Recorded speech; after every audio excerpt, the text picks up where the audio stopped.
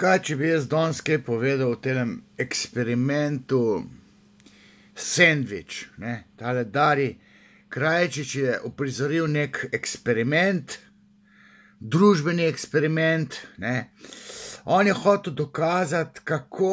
zbegani bodo njegovi kolegi poslanci z liste Marjana Šarca, ko bo on tam odhlinil, odigral neko krajo, ne? In on je dejansko šel tja po en sendvič, ki ga ni plačal, sendvič je bil tam 1,2 evra, ni pomembno, ne. In potem je čakal, kako bodo v knockdowni njegovi kolegi, vključno z Marjanem Šarcem. In dejansko je bilo konec sveta, ne. On tam v tistem nekem odboru, v državnem zboru,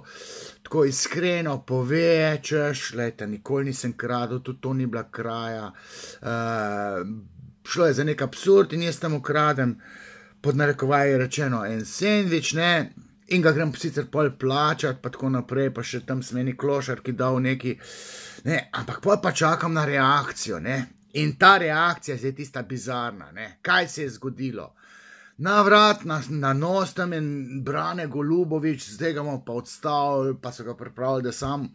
odstopi, ne, to je bil družbeni eksperiment, ne, ko eni poslanci ne vejo, kaj bi od muke, če nekdo naredi neko bizarnost, ne. Ta kraja, to ni kraja, to Krajčič ni niti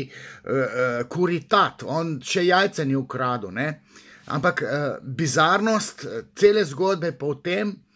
da so poslanci zbegani, ogroženi od opozicije, ne, saj opozicija pa delala galamo, ki je še bolj bizarna. Pa to ne moreš zaradi tega odstopiti, ne, normalen človek, ne, ki motri to situacijo s tem sendvičom, ne bo kot konsekvenco najdel rešitev v tem, da enega dobrega poslanca, doktorja, kar odslovi, ne, nažene iz parlamenta, ga da pod giljotino in mu glavo za en sendvič obglavi ga, ne. To tako ne gre, to dokazuje, kako je sistem nesposoben, ne. Kurji tatovi so tam na tapeti natančno zato, ker se prave lopove ne more ujeti, ne. In potem odškodnina je pol tam neke kurje tatove, ne, in pol ta Krajčič postane nek dežurni krivec za vso nesposobnost in liste Marjana Šarca in Šarca in celega sistema politike, ne, oslovska ušesa, ma seveda tudi opozicija, ne, Gorenjak se je zadnjič razgovoril, mislim, to je temo brcal, ne moramo zdaj enega sendviča galamo delati in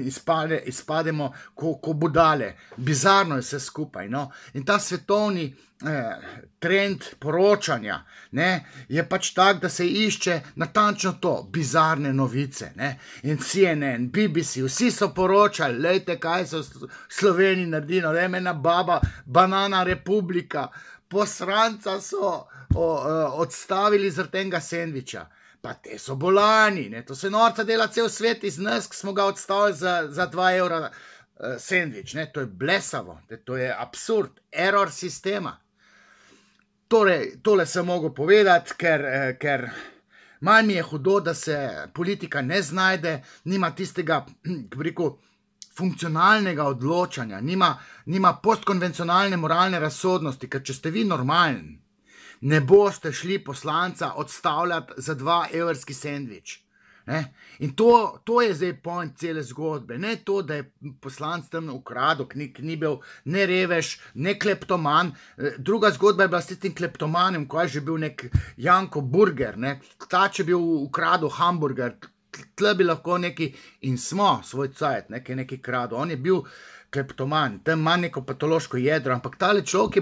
je pa nedolžen, ta človek je šel vse povedati tam, ne, to ni za odstaviti, ampak okej, smo Banana Republika, simptom nemoči je, da so ga odstavili, lejte, vse bo hudič vzel, kar naj, za kazen, čau.